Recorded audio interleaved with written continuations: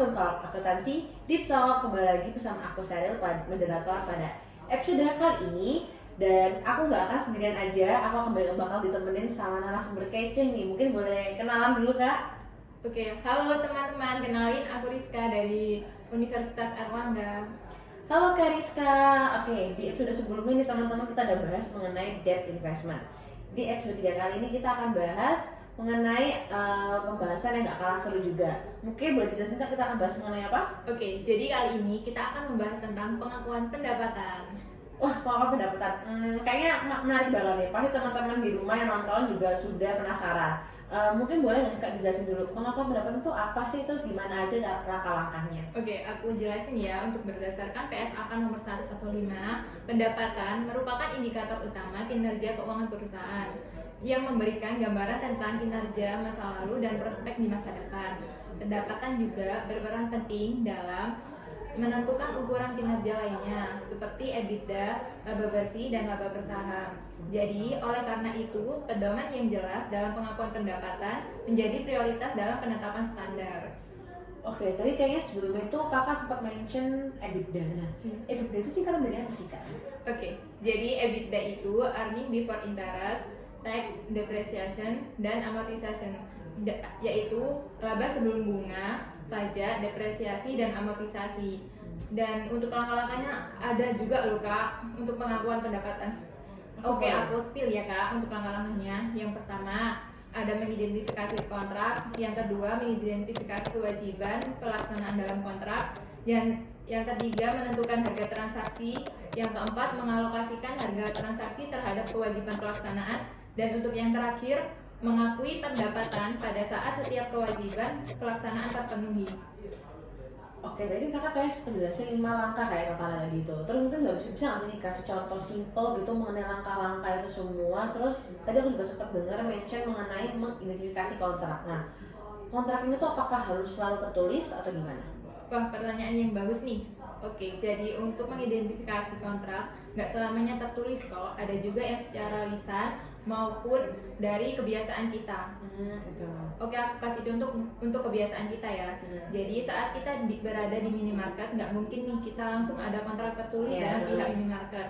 Jadi sesuai kebiasaan kita aja untuk datang ke minimarket lalu mengambil barang yang sesuai kebutuhan kita, lalu ke kasir untuk membayar dan melakukan transaksi tersebut, kita mendapatkan barang yang kita butuhkan, dan disitulah ada pengakuan pendapatan pada pihak minimarketnya. Oh, ternyata simpel juga ya untuk contohnya pengakuan pendapatan kalau dalam sehari-hari. Iya Kak. Oh, dan nggak hanya itu aja juga loh Kak. Ada juga beberapa isu untuk akuntansi pengakuan pendapatan ini. Aku kasih contoh ya Kak. Boleh. Untuk retur dan potongan penjualan, contohnya ini apabila kita membeli barang pada e-commerce, kalau barang yang kita pesan saat datang itu tidak sesuai, kita kan otomatis mengajukan retur tersebut. Nah, otomatis online store yang menjual barang pesanan ini akan mengembalikan pendapatannya. Jadi, oleh karena itu, hal tersebut tidak bisa dikategorikan dengan pengakuan pendapatan.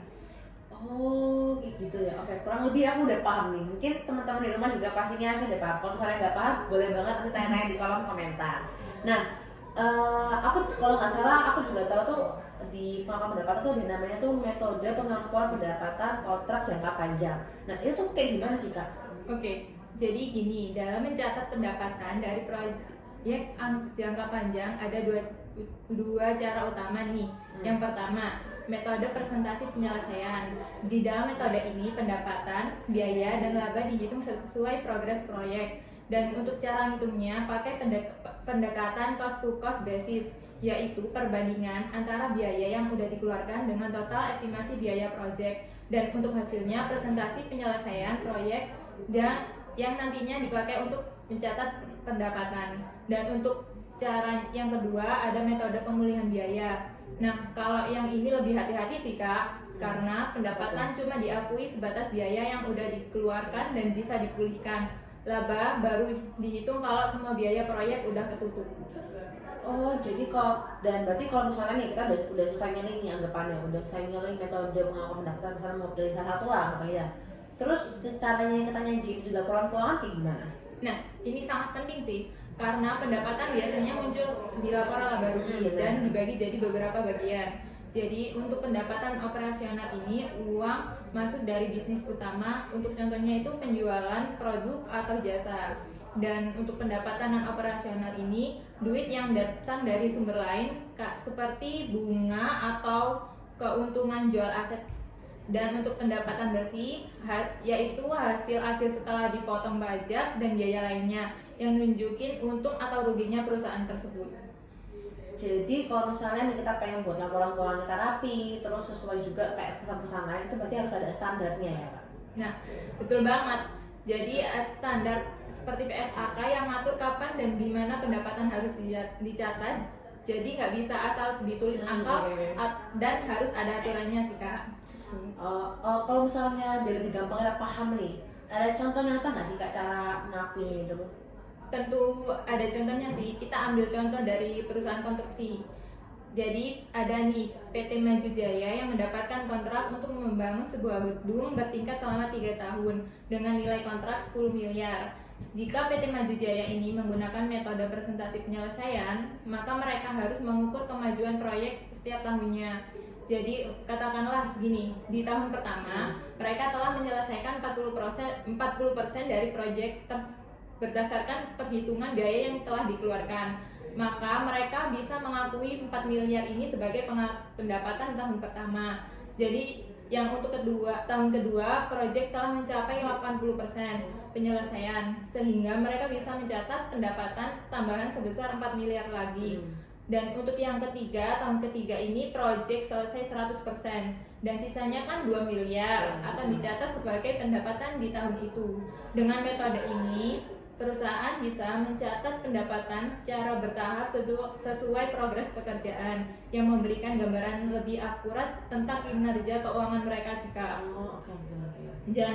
Dan sebaliknya, untuk PT Maju ini jika memilih metode pemulihan biaya, maka mereka tidak akan langsung mengakui pendapatan di tahun pertama, hanya sebatas biaya yang telah mereka keluarkan yang bisa dipulihkan.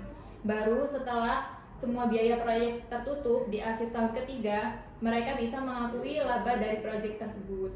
Wah, oke, menarik banget. Jadi itu ternyata tuh pemilihan metode pengelolaan pendapatan ini tuh bukan hanya cuman soal pencatatan, tapi juga berpengaruh ke strategi bisnis ya Kak? Iya, benar. Kalau perusahaan mau kelihatan punya pendapatan stabil tiap tahunnya itu harus menggunakan metode presentasi penyelesaian, itu lebih cocok. Tapi kalau lebih suka main aman nih dan nunggu semua biaya ketutup dulu, jadi untuk metodenya kita bisa memilih metode pemulihan biaya. Oke. Wah, berarti pemilihan metode itu sangat penting banget ya Kak, karena bisa jadi penentu gitu. Ya, tepat sekali sih. Karena laporan keuangan ini digunakan kan banyak oleh pihak mulai dari pemegang saham, kreditor hingga pemerintah untuk keperluan pajak. Untuk metode yang dipilih ini harus benar-benar sesuai dengan kebutuhan perusahaan dan aturan yang berlaku. Wah, oke, ternyata pembahasan kita kali ini sangat-sangat banyak dan dalam banget ya Kak, dan membuka wawasan baru banget buat aku dan pastinya juga buat teman-teman di rumah sekalian. Sebelum kita tutup nih, mungkin Kakak ada pesan buat aku atau buat teman-teman yang nonton? Intinya nih teman-teman, nyajiin pendapatan itu bukan cuma soal angka, tapi juga strategis bisnis. Untuk pilih metode harus paling sesuai dengan kebutuhan kita biar laporan keuangan perusahaan kita jelas dan transparan. Oke. Kita hari ini belajar banyak banget ya mengenai pendapatan diukur dan bagaimana disajikan. Yeah. Oke, makasih banyak nih buat Kak Rizka atas penjelasannya. Nah, buat teman-teman juga jangan lupa buat pantengin terus podcast kita, karena di episode selanjutnya kita akan bahas materi-materi yang gak kalah seru. Sebelum kita tutup semuanya, kita ada jargon nih Kak, mungkin bisa diikutin dulu. Jadi kalau misalnya nanti aku bilang akun top, bisa dijawab menghitung dengan hati, berbicara dengan fakta. Oke? Di start ya Kak. Oke. Akun top, menghitung dengan hati, berbicara dengan fakta. Oke, terima kasih semuanya. Selamat